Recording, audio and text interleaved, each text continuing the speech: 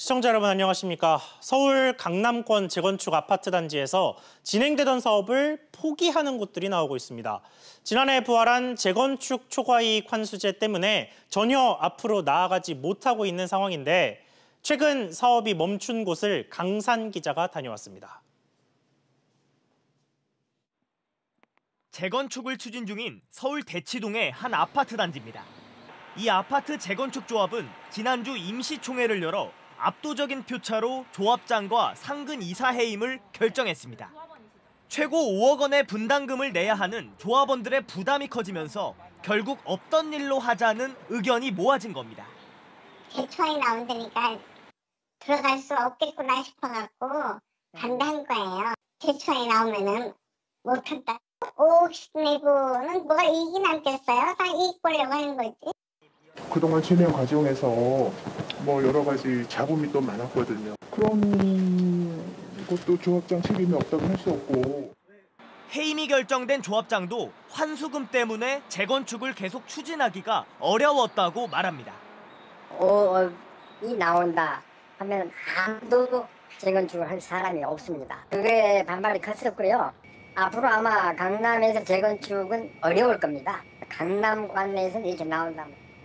앞서 이 아파트 바로 옆 단지도 지난 3월 조합장이 바뀌면서 재건축 사업이 안개 속에 빠진 상태입니다. SBS CNBC 강산입니다. 보신 것처럼 서울 강남 재건축 단지 분위기가 심상치 않습니다. 취재기자와 함께 앞서 보신 단지들이 사업 중단 절차에 들어갈 수밖에 없는 이유와 이 같은 움직임이 또 시장에는 어떤 영향을 미칠지 자세히 짚어보겠습니다. 황인표 기자 나와 있습니다. 자, 황 기자. 네. 지난해 재건축 초과이익 환수제 이야기 참 많이 했던 것 같은데요. 이게 제도가 워낙 복잡하다 보니까 뭘 어떻게 하는 제도인지 다시 한 번만 좀 짚어주시죠. 네, 간단히 설명드리면요. 재건축으로 조합원 1인당 이 평균 개발이익이 3천만 원을 넘으면 최고 그중에 50%까지 환수하는 그런 제도입니다. 지난 2006년에 이제 처음 시행이 됐다가요. 2012년 말부터 이 부동산 경기 활성화 차원에서 5년간 유예가 됐습니다. 이후 2018년부터 이제 부활해서 시행에 들어갔는데 간단히 국토부가 실제 강남 4구 재건축 단지를 대상으로 얼마나 환수금을 내게 될지 미리 한번 계산한 적이 있었습니다. 조합원 한 가구당 평균 4억 4천만 원이었고요. 이 최고 가격은 8억 4천만 원까지 예상되는 그런 아파트 단지도 있었습니다. 네, 그래서 제도가 시행된 뒤에도 특히 이 강남권 재건축 아파트 주민들을 중심으로 해서 이거를 내가 왜 내야 되냐 이런 식의 불만도 참 많았던 것 같고 반발도 지금까지도 좀 사그라들지 않고 있는 것 같은데요. 이 재초안을 둘러싼 쟁점은 뭔가요? 말씀하신 것처럼 이제 사유재산에 과도한 세금을 매기는 거 아니냐 이게 이제 첫 번째 불만입니다. 재건축 사업으로 새 아파트가 들어서면서 자연스럽게 생긴 수익이고 아직 실현되지도 않은 수익에 대해서 너무 많은 세금을 떼간다는 불만이 나오고 있습니다. 예. 이 반면 국토부는 이 불로소득으로 벌어들인 투기소득이라서 이를 어느 정도 환수해가는 것은 정당하다 이런 입장입니다. 안 그래도 작년 4월에 재건축 조합들이 환수제를 놓고 환수제가 기본권을 침해한다며 헌법재판소에 위헌 여부를 물은 적이 있었는데요. 현재는 환수금이 아직 정해지지 않아서 소송 여건을 갖추지 못했다며 각하 즉 판단 자체를 하지 않았습니다. 그렇군요. 앞서 강산 기자 리포트에서 봤던 사례도 결국은 이 부담금 때문에 재건축을 말하자면 멈춘 건데 이게 다른 아파트들 상황은 어떻습니까? 일단 대표적인 강남권의 재건축 단지로 잠실주공 5단지와 이제 반포 1단지 3주구란 그 아파트 단지가 있는데 예. 이 두 아파트 단지 모두 수억 원의 분담금이 나올 것으로 예상되는 아파트들입니다. 아직 공식적으로 재건축 사업을 중단하지는 않았습니다. 하지만 만약 수억 원으로 이상으로 예상되는 환수금 규모가 이제 구체적으로 나온다면 결국 다른 재건축 단지들처럼 이 재건축 사업을 중단할 가능성이 높습니다. 실제로 과거 환수제가 적용됐던 2006년부터 2012년까지 이 강남권에서 이 수억 원의 환수금을 내면서까지 이 재건축을 진행한 사례는 단 한 건도 없습니다. 부동산 시장 안정을 위해서 이 환수제 등 규제를 계속해야 한다 이런 입장이 있는 반면에 재건축을 통한 새 아파트 공급이 줄어서 다른 지역의 아파트값만 더 올라가게 될 것이다 이런 우려가 있는 것도 사실입니다. 그렇군요. 황 기자 잘 들었습니다. 다음 소식입니다. 정부와 여당이 다음 달 말에 종료되는 자동차 개별 소비세 인하 기간을 추가 연장하는 쪽으로 가닥을 잡았습니다. 자세한 내용 취재기자 연결해서 알아보겠습니다. 자, 류정훈 기자, 이 개별 소비세 인하 기간 벌써 한 번 연장을 했던 건데 또 연장을 하는 거죠? 그렇습니다. 당정이 경기 활성화와 소비 진작을 위해 이를 한 번 더 연장해야 한다는데 공감대를 형성한 것으로 보이는데요. 정부는 이미 지난해 12월 한 차례 개소세 인하를 연장했습니다. 원래대로라면 자동차 개소세는 다음 달 30일이면 종료되지만 6개월가량 연장되면 올해 12월 말에 종료됩니다. 개소세 인하가 연장되면 인하 폭도 조정됩니까? 인하폭은 현행대로 유지됩니다. 현재 개소세는 기존 5%에서 1.5%포인트 인하돼 3.5%인데요. 이 세율을 2천만 원짜리 자동차 구매에 적용하면 43만 원의 혜택을 보게 됩니다. 당정은 개소세 인하 추가 연장 기간을 확정한 다음 달 중으로 발표할 예정입니다. 지금까지 SBS CNBC 류정원입니다. 대법원이 한국 남부발전의 통상임금 사건에서 노동자들의 손을 들어줬습니다. 회사가 추가로 수당을 지급해도 경영상의 어려움을 유발하지 않는다는 판단에 따른 겁니다. 취재기자 연결해 소식 듣겠습니다. 권세욱 기자, 먼저 판결 내용 자세히 설명해 주시죠. 네, 대법원 2부는 한국 남부발전 노동자 930여 명이 회사를 상대로 낸 임금 청구 소송 상고심에서 원고 승소 판결한 원심을 확정했습니다. 노동자들은 정기 상여금을 통상임금에 포함하고 회사의 추가 법정 수당 지급을 요구해 왔습니다. 1, 2심은 추가 지급할 법정 수당이 회사 당기 수익의 3.38%에 불과해 회사의 예측하지 못한 부담을 지운다고 보기 어렵다고 판시한 바 있습니다. 대법원은 추가 수당인 96억 원이 경영상 어려움을 초래할 정도의 규모가 아니라고 한 4급심 판단을 그대로 확정했습니다. 이 비슷한 소송에서 회사가 수당을 지급해야 한다는 판결이 좀 많이 나오는 것 같습니다. 네, 대법원은 지난 2월에 인천 시영운수의 통상임금 소송에서도 기사들의 손을 들어줬는데요. 추가 법정 수당이 회사 연 매출액의 2에서 4%에 불과해 회사가 지급해야 한다고 판시했습니다. 지난 3일에 판결이 난 한진중공업 통상임금 건에 대해서도 추가 법정 수당이 연 매출액의 0.1%에 불과해 경영상 어려움을 초래하지 않는다고 판단했습니다. 대법원의 잇따른 판단은 이른바 통상임금 신의칙 원칙을 엄격하게 적용하는 것으로 풀이됩니다. 통상임금 신의칙 원칙은 추가 법정 수당이 회사와 노동자 사이에 성립된 신의칙에 어긋날 정도이면 지급하지 않아도 된다는 것을 말합니다. SBS CNBC의 권세욱입니다. 미국이 세계 각국의 탈화웨이 동참을 요구하는 가운데 국내 통신업체들도 신규망에 화웨이를 쓰지 않기로 했습니다. 서주연 기자의 보도입니다. KT가 전국 기간망, 이른바 백본망 신규 구축 사업자로 미국 업체를 선정하고 곧 구축 작업에 착수합니다. 기존 운영 사업자는 중국의 화웨이였습니다. 기간망을 화웨이에게 맡겼던 LG유플러스도 망을 새로 깔기로 했습니다. 주한미군이 LG유플러스에 비화웨이 통신 장비로 망을 구성해달라는 요청을 한 바 있습니다.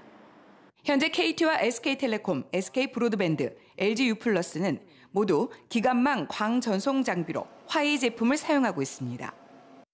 전문가들은 자칫하면 미중 싸움에 우리가 휘말릴 수 있어 좀 더 신중해야 한다고 지적합니다. 5G 네트워크는 국가 산업 전체에 연관이 되기 때문에 국민의 이익이나 국가의 경제적인 면, 안보 여러 가지 다방면의 측면을 모두 고려해서 결정해야 될 중요한 문제라고 생각합니다. 앞서 농협은 지난해 11월 1,200억 원 규모의 유선 통신망 우선 협상 대상자로 KT 화웨이 컨소시엄을 선정했지만 화웨이 보안 논란 이후 내부 검토에 들어갔습니다. SBS CNBC 서주연입니다. 이번엔 지난 주말부터 논란을 불러일으키고 있는 게임 중독 질병 지정 소식 짚어보겠습니다. 세계보건기구 WHO가 게임 중독을 질병으로 지정하면서 그 후폭풍이 거센 상황입니다. 당장 게임 산업을 총괄하는 문화체육관광부 그리고 게임 업계가 반발 움직임을 보였습니다. 먼저 정윤형 기자가 보도합니다.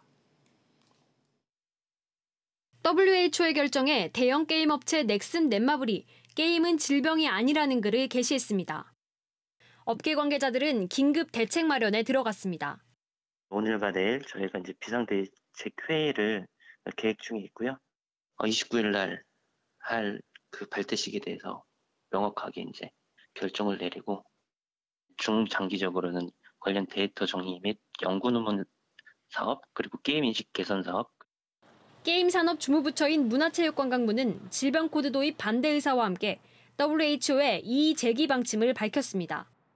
일부에서는 게임 중독이 질병으로 규정될 경우 국내 게임 산업이 3년간 11조 원 이상의 경제적 손실을 입을 것으로 추정하고 있습니다. 게임 업계가 가장 걱정하는 것은 부정적 낙인 효과입니다. 저희가 중독 물질을 만드는 회사가 되는 거고 더 이상 게임을 만들어야 될 이유가 많이 사라지죠. 그리고 당연히 게임 업계에 종사하고자 하는 사람들 수도 줄어들 거고요. 새로운 규제가 생길 가능성도 우려하고 있습니다.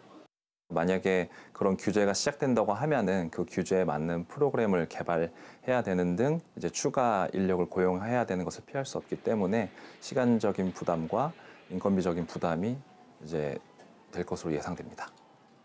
게임 중독이 질병이냐를 놓고 찬반 논란이 사회 경제적으로 확산될 전망입니다. SBS CNBC 정윤영입니다. 이 게임 중독을 질병으로 분류하면 우리 주변에서부터 많은 질문이 발생합니다. 질병이라면 예방책과 치료법 또 더 나아가서 환자의 정의까지, 다시 말해 어떤 증상이 있어야 환자로 규정되고 또 어떻게 병을 고치고 예방할지 등 상당히 구체적인 답을 구해야 하는데요. 이 과정에서 새로운 갈등도 예상됩니다. 이어서 조슬기 기자와 이 부분 자세히 짚어보겠습니다. 자, 조 기자. 네.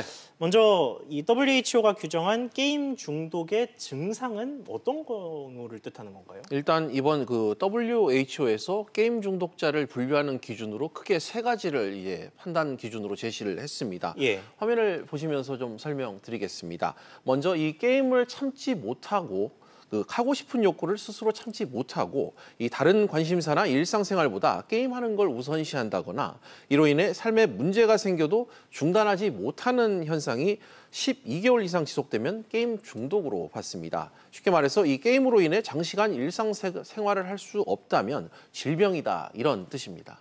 이 게임 중독자를 만약에 환자로 보게 된다 하면 당장 뭐가 달라지게 됩니까? 지금도 게임 중독에 빠진 사람들은 정신과 치료, 상담 등을 받고 있는 현실입니다. 예. 그러나 이 우울증이나 또 적응 장애 등과 같은 추상적인 병명으로 이 진단서에 기재가 되어왔던 문제가 있는데요.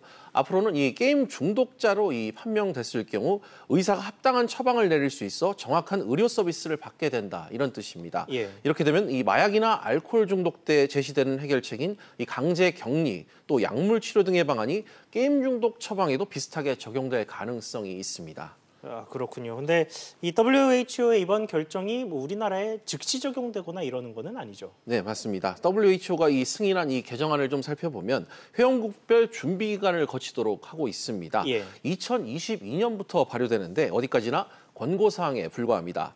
또 실제로 도입된다고 해도 통계청 질병 분류 체계에 이 게임 중독을 넣는 절차를 밟아야 되는데요. 한국 표준질병 사인 분류 체계 KCD라고 불리는 이 개정 작업이 필요한데 이 개정 작업이 5년에 한 번씩 이뤄지는데 따져보니 오는 2025년으로 예정이 돼 있습니다. 따라서 이 법 개정 작업을 거치더라도 빨라야 2026년은 돼야 적용이 가능하다, 이런 얘기입니다. 자, 그런데 이 게임 중독의 질병 등재에 따른 우려 목소리도 참 많았는데요. 지금도 많고요. 네, 어떻습니까? 그렇습니다. 술이나 약물, 이 도박 등에 비해서 게임에 대한 접근이 좀 폭넓다는 점에 비춰봤을 때 이 환자가 속출할 가능성이 일단 존재합니다. 예. 치료 목적으로 당장 학교를 결석하거나 회사에 병가를 낸다거나 또 보험금 청구가 남발될 가능성도 배제할 수 없습니다. 게임 중독에 대한 치료나 상담이 이 정신질환자 취급을 받는 술이나 도박 중독 치료 등과 비교했을 때 사회적 시선에서 상대적으로 관대하다는 점만 봐도 그렇습니다. 또 정신질환으로 인정받아 병역 면제 수단으로 악용되는 경우도 발생할 수 있는데요.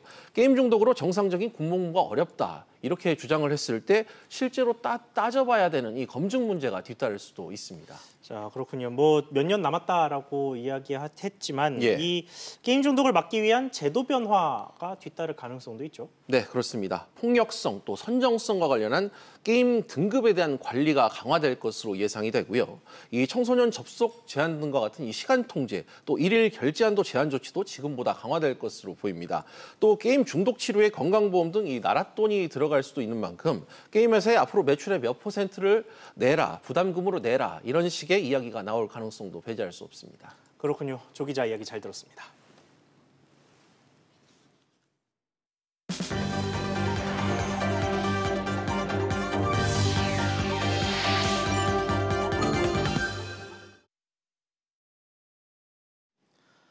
(115만 5천 원) 대 (17만 6,400원). 이 앞의 금액은 지난해 만 45세에서 64세 중장년층이 아직 결혼하지 않은 자녀와 부모에게 지원한 월 평균 금액입니다. 그리고 이 뒤는 그들로부터 받은 금액입니다. 이렇게 차이가 나는 건 우리나라 중장년층의 상당수가 위로는 노부모를 부양해야 하고 또 아래로는 아직 독립하지 못한 자녀를 부양해야 하는 소위 이중부양을 하고 있기 때문입니다. 얼마나 많은 중장년층이 이 이중부양의 부담을 안고 있을까요? 조사 결과 39.5%, 그러니까 10명 중 4명에 달했습니다. 이중부양 전후 가족 생활에 변화가 나타났다라고 답한 중장년층 절반이 넘었는데 어떤 변화가 나타났는지 보니 가족 간의 친밀감이 늘었다라는 긍정적인 답변이 가장 많은 답변을 받았지만 그 밑으로는 일상생활에 제약을 받았고 경제생활이 어려워졌으며 형제자매 등과 갈등을 빚기도 했다는 부정적인 답변들이 뒤를 이었습니다. 이렇게 이중부양 부담이 늘게 된 근본적인 원인 아무래도 고령화 그리고 만혼이겠죠. 노후 대비가 안 된 상태에서 노인들이 늘어났고 결혼 연령이 늦어져서 자식들의 독립도 늦어지고 있다는 얘기입니다. 그러다 보니 전반적인 인식도 바뀌었습니다. 2002년에는 부모를 부양할 책임을 가족이 져야 한다라고 답한 비율이 70%를 넘겼는데 이게 지난해에는 27% 수준까지 떨어졌습니다.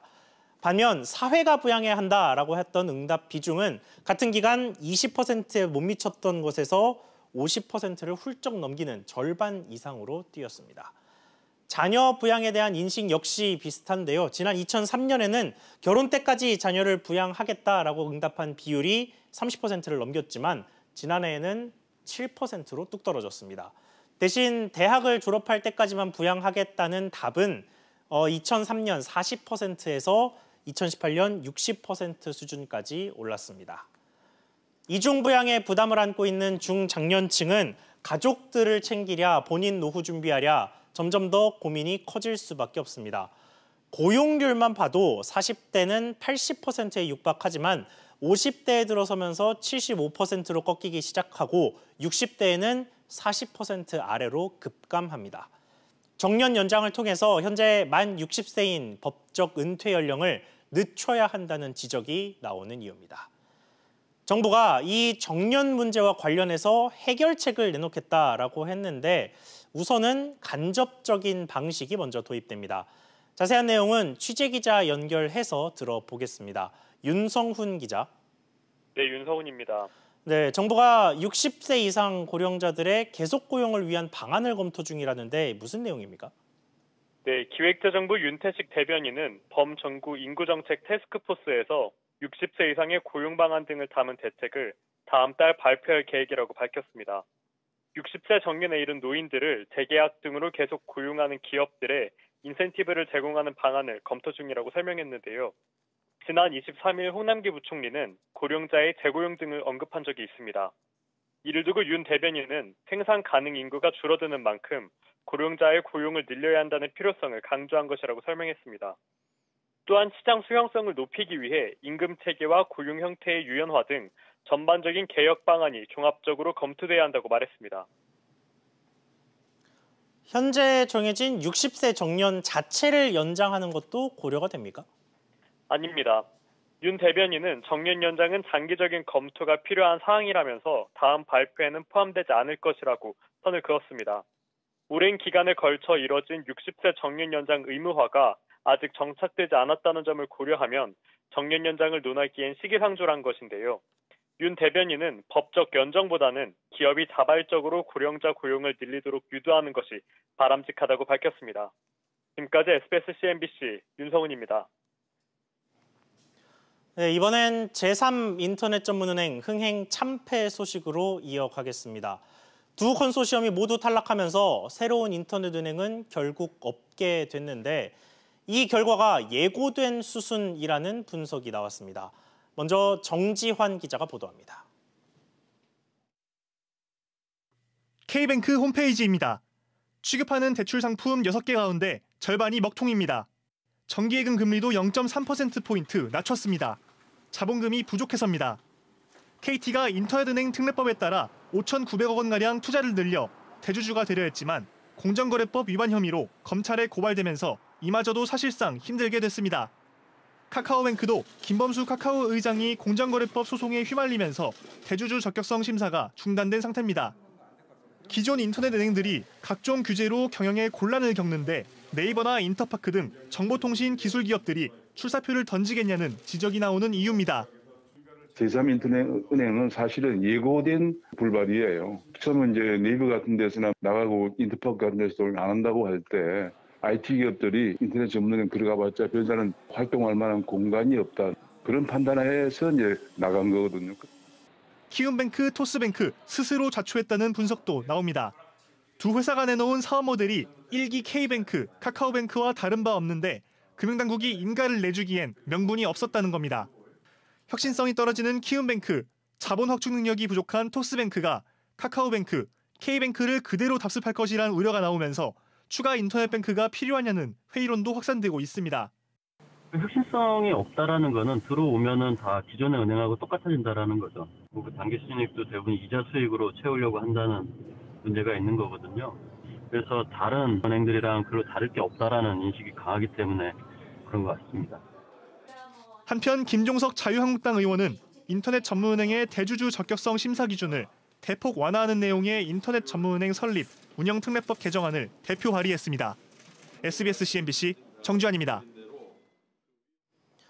키움뱅크와 토스뱅크의 탈락이 예견된 결과라고 보는 시각에는 인터넷 전문은행이 과연 얼마나 혁신적일 수 있는가 하는 의구심이 밑바탕에 깔려 있습니다.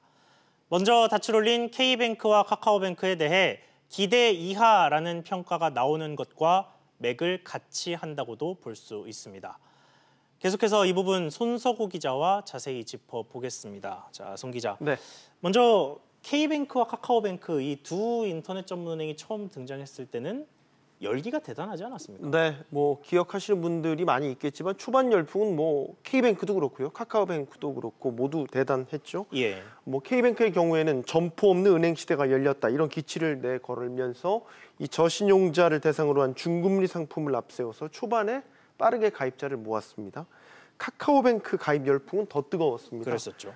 카카오톡이라는 강력한 메신저 플랫폼을 기반으로 한 파격적인 송금 서비스, 외환 서비스 등을 내세우면서 뭐 출시 5일 만에 계좌 100만 개를 돌파할 정도였으니까요. 네, 그랬었죠. 뭐 카카오뱅크 같은 경우는 뭐 마이너스 통장 처음 나왔을 때 뭐 상담이 밀려서 안 된다, 뭐 이런 소식도 전해드린 게 기억이 나는데, 네.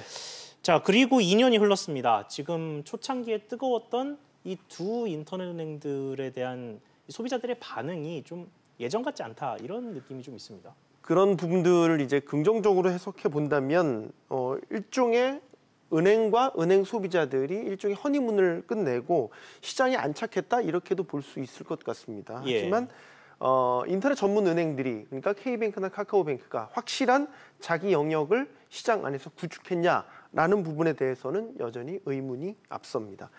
K뱅크의 경우 신용대출 상품 금리가 5.87%인데 이게 보면 시중은행보다 더 높은 수준입니다. 예. 전포가 없기 때문에 분명히 조달금리가 낮은데도 불구하고 금리에 있어서 여러 가지 이유 때문에 경쟁력을 갖추지 못하는 거죠.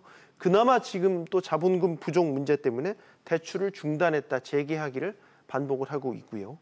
카카오뱅크는 K뱅크에 비해 사정이 훨 낫습니다. 일단 가입자 규모만 본다면 1,200만 명을 달성하면서 시장에 안착을 했고요. 대출 금리 같은 것도 따져보면 시장 안에서도 경쟁력을 갖췄다는 평가입니다. 예. 하지만 시간이 흐를수록 안정 위주의 경영에 무게를 두면서 예를 들면 저신용자 대출 비중을 줄이는 등 기대했던 혁신성, 차별성을 보여주지는 못하고 있다라는 평가가 나오고 있습니다. 규제를 핑계로 해서 파괴력 있는 새로운 서비스를 내놓지 못하는 이 업체들도 비난을 피할 수 없는데요. 쉽게 수익을 낼 수 있는 예금과 이 대출 업무에만 주력하면서 기존 은행과 다를 바 없어졌다라는 지적은 곱씹어봐야 할 대목입니다. 그렇군요. 이게 처음에 인터넷 전문 은행들이 등장을 했을 때는 기존 은행 산업의 매기가 되어야 한다 이런 얘기였는데 결국은 예대마진으로 돈을 번다 이런 이야기인 것 같은데요. 그러니까 자기만의 확실한 색깔을 내지 못하면서 점차 기존 은행과 비슷하게 가고 있다라는 데에 대해서 지적이 나오고 있는 것이죠. 네, 그렇군요. 알겠습니다. 송 기자 수고했습니다.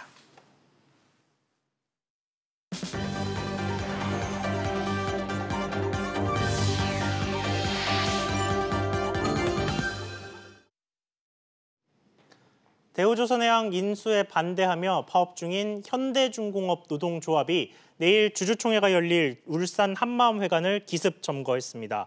앞서 울산지법은 현대중공업이 전국금속노조, 현대중공업 노조 등을 상대로 제기한 주주총회 업무방해 금지 가처분 신청에 대해 일부 인용을 결정해 노조가 금지 사항을 어기면 회당 5천만 원을 지급하도록 했습니다.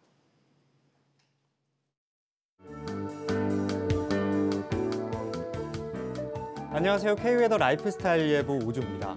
어느새 5월의 마지막 주를 맞이했습니다. 오늘은 다행히 전국에 비가 내리면서 더위는 한풀 꺾였고요.